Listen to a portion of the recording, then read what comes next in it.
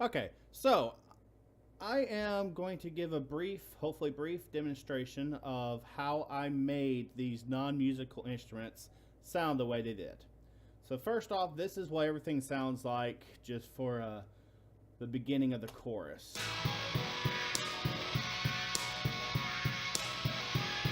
Again, the drums, the kick, which is the book, snare, which is the Tupper wig and snapping the lid on. The hi-hat and the crash are just the walkie-talkie sounds. That main synth that you hear, the da-da-da-da-da-da, the big epic synth sound is actually the duck squeaking, and I'll get to that in a little bit. The wah guitar that you hear is actually those electric clippers. And there's also a distorted rhythm guitar, which is the clippers as well. And then there's the bass, which is the clippers. And then right here is just me narrating just to get everything in on this recording. Alright, so I'm going to solo the drums, just so we can work with the drums first off. Now when you go to the kick and the snare, the effects I have on there is just a compressor.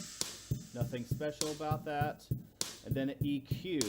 And you notice I just put a low pass to get rid of all this excess noise and just really upped the low end frequencies around the 80 hertz. So that's all there is for the kick. The snare is much the same, just has a compressor. We'll come back to that. And then here's the EQ that I use for it. I noticed there's this really nasty sound in it, so I just EQ'd that all the way out. And then I used Easy Mix 2, and I just put a nice little reverb sample on it. So I was going to remove the reverb from that now. So it just kind of makes it sound weak, but with the reverb on, it gives a nice full sound. That's it for the snare. So the hi-hats and the crash, I'll discuss each one separately because they're each different. I'm going to just solo this hi-hat right here, so you can hear that. The effects that I have going in on that, first off, I am using a dirt plate, so it's got some distortion going in on it and some compression. Just kind of gives that more metallic sound. If I remove that, it gets very faint, but it sounds more noise instead of metallic. So this just adds that metallic sound. Now, this is the sample for it. So I'm actually going to stop the playback. And if you listen, this is what it sounds like. And I have the note semitone shifted. If I just do sample, which is what I did, I sampled it when I recorded it. That's what it sounds like. I got attack, release, sustain, and decay I messed with to make it sound like this. And then I just put it on note, semitone shifted. And what that means is, if I click on this, the note that I'm using is actually a G9. It's as high of a note as I can possibly get. You can hear if I click down in here, it gives me lower sounds. But that's just the highest note that I can get on here, so I put it to that. And I think it sounded really good for that. So that is what I did with the hi-hat. Alright. And now we'll go with the crash. And if you notice, I have two crashes. That's because to make it sound more realistic, I needed to have a lower end and then a higher end ring on it. So we'll start with the high end ring, and we'll just listen to what it sounds like. I'm going to put it on sample so you hear what the sample sounds like. Okay, so real straightforward, sounds just like the walkie-talkie, but when I put it to a note, sounds like that. Sounds kind of like a hip-hop crash almost. And you notice I don't have any EQs or anything on this. All I have is the attack, release, sustain, decay to make it sound like that. And I'll tell you why in just a minute. If I go to this one, I actually did put an EQ on this one. I put a high pass on there to get rid of the low end, so it's just nice and high. And again, the attack, release, sustain, decay. If you listen to it,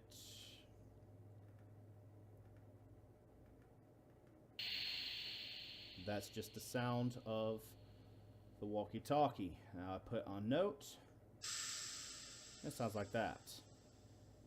So what I did was I put a few different things on this. It took me a while to get this straight.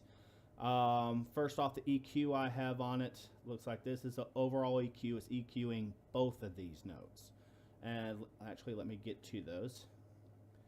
The lower one is a G6, and the higher note is a B7. So every time they play, you're hearing them going through this EQ.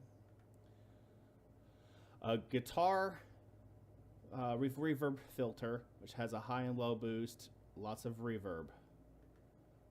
More delay and reverb, and a slight EQ on this delayed plate.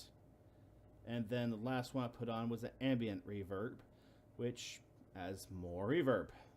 So I am actually going to get rid of all of these reverbs and let you hear what it sounds like without the reverb.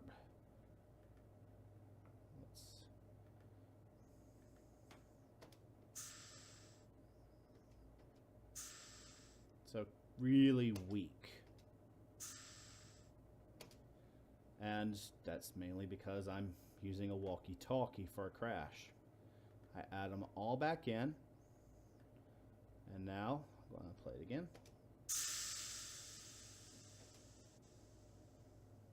Go a little bit before. So it sounds a little bit more like a real crash. So that is it for the drums. Moving on, we'll come back to the duck last, just because the duck was special. We're going to go down to the wah guitar. Okay, so I play just the wah guitar.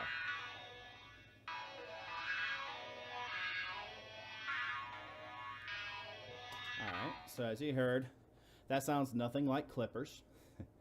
And I actually have a lot of them. I panned them all about 50% left, 50% right for soprano, alto, tenor, bass, and then I did an octave lower of the bass to give it an even deeper sound. And for each of these, all I have is just the attack, release, sustain, and decay. This is the sample. If I ignored a MIDI note, that's what it sounds like with the wah on it. So I put back to note.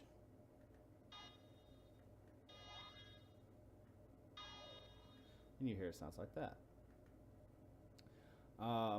So all these are the same except for the synth bass, which I actually put an EQ on it just to give it that extra low end sound and got rid of all the high end stuff. Okay.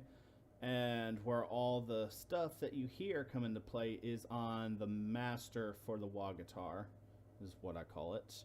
You see, I have 3 different effects. I have the first one as a chorus with delay and reverb.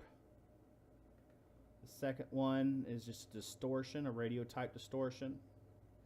And the third one is the wah-wah. It's the auto wah that I have set. So if I actually remove all those, this is what it sounds like.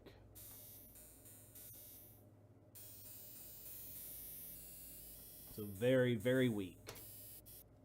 But if I add them back in and hit play,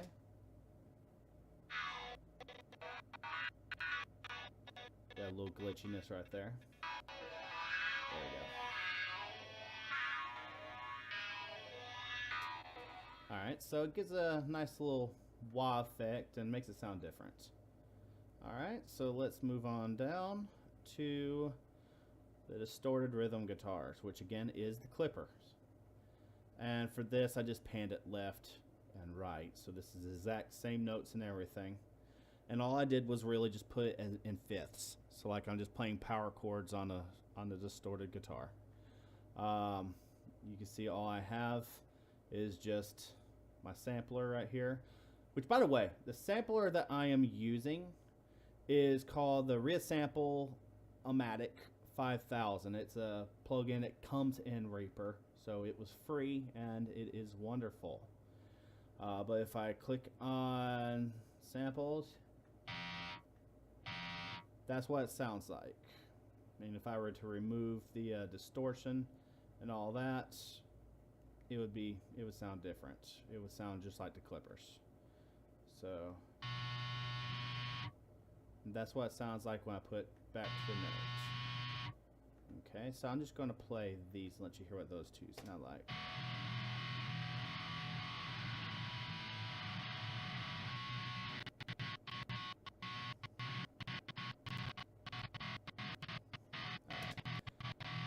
So my computer is a little glitchy. This is a laptop and it's not what I normally do video and such on, so it's not liking this too much. But anyway, I got a few different things on this. I have an EQ,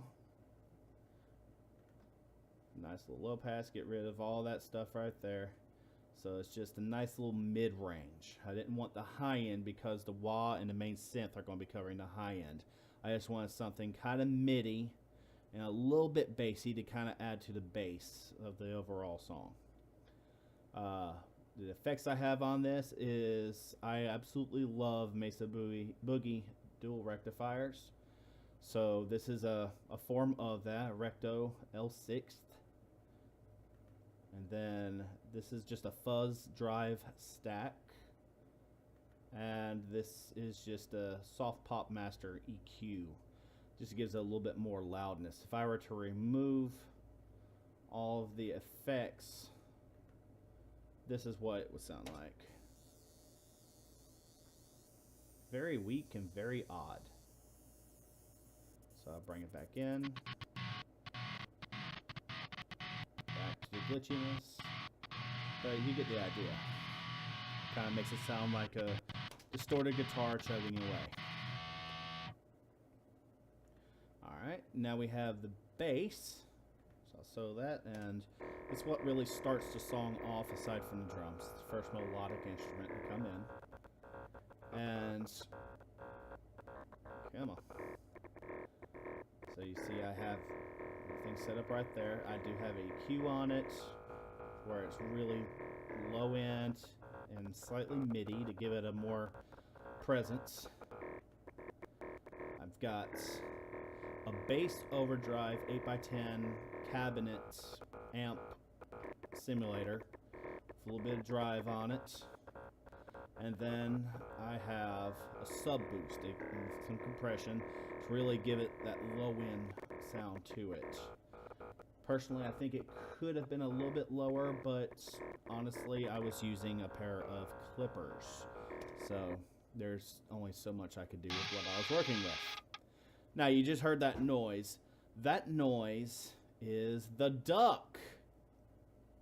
This duck gave me fits. Alright, so what I did, I took the duck and I actually recorded the same thing. I just sampled it just like you saw in the video before. And then we'll just start with this lower melody. We'll pick on this one. We'll click right here. And you can see the note ranges. Where are they? Well,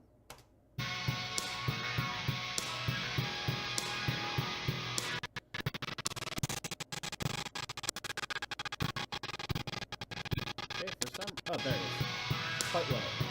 Oh my god. Come back, come back. No, no, other way, other way. Okay. So you can see it's quite low. If I solo this,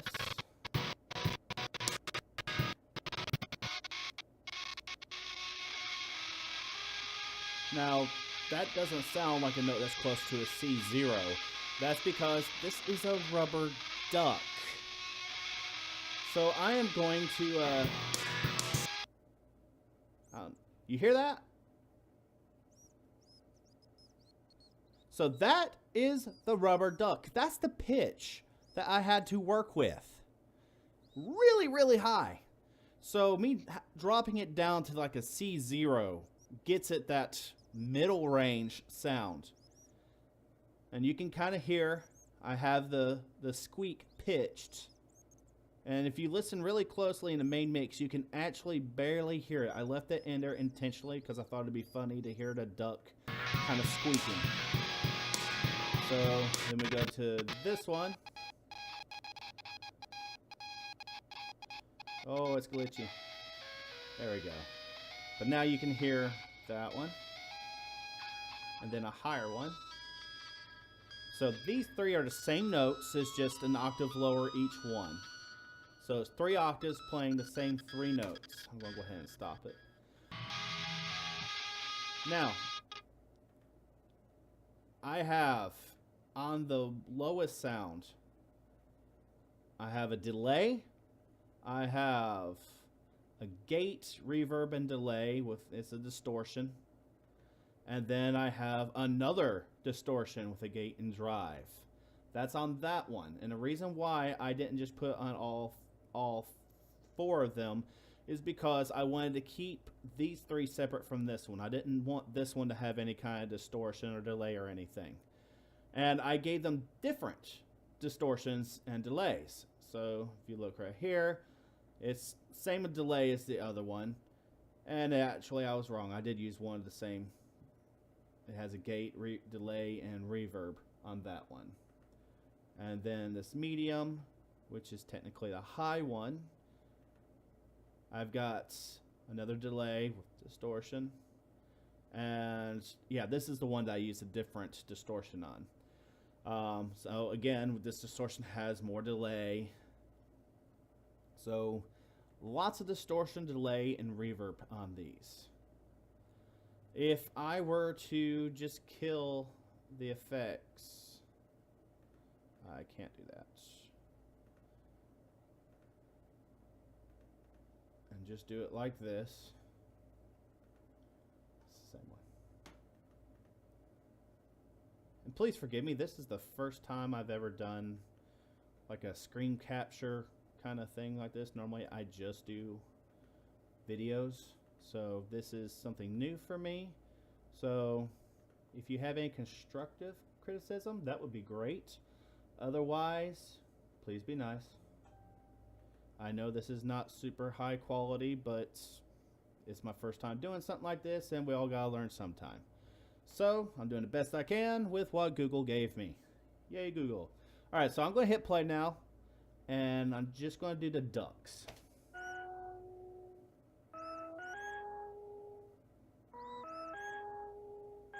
You notice this lower one almost sounds like an organ, just because of how low I've pitch shifted it down.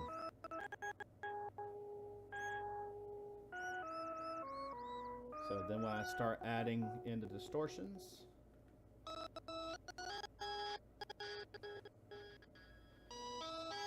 one of these days I'll click on the right one.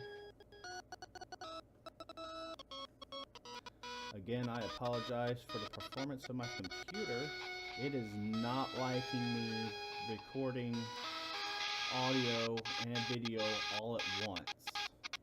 This is not my main desktop, so and unfortunately I couldn't use my main desktop to do that because all the software that I have for this kind of thing is actually on this one. I needed the audio more than I needed the video, so. And I didn't know the recording the screen would be so resource heavy. But so that is what the ducks the process I have for the ducks. And just to prove that, we'll go with this lower one, that it is indeed a duck. I am going to sample and remove the distortions. Now it is pitch shifted, so that sounds lower than a duck normally would. But that's it. Then I add everything everything back, and it sounds like one wild duck. Alright, I believe I have covered everything. I'm going to hit play and let you hear it one more time in its full glory.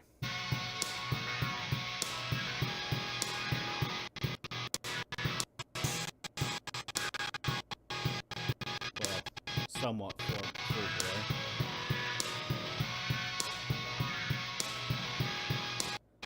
Alright, so that's everything.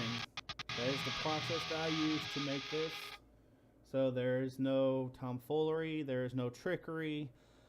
Everything you saw me record is exactly what I used. I did not use the mouse. The mouse was just way too quiet in recording, and it just added way too much background noise for me cutting the mic up loud enough to hear it.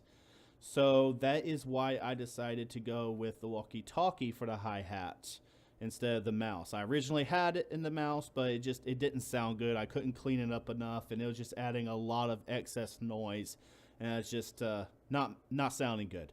So I dropped the mouse, unfortunately. I'll try to think of a way of doing that in a future video. I definitely want to try to do this again. Not anytime soon, because I've seriously put in probably 12 to 18 hours of doing this just for this one short song. I could have done it in 1 hour if I had used real instruments. But this was fun. It was a learning curve for me, so I learned how to do a whole bunch of different things that I actually plan on using in other stuff. So let me know what you think of it. Thank you again for being patient with this video, and be blessed.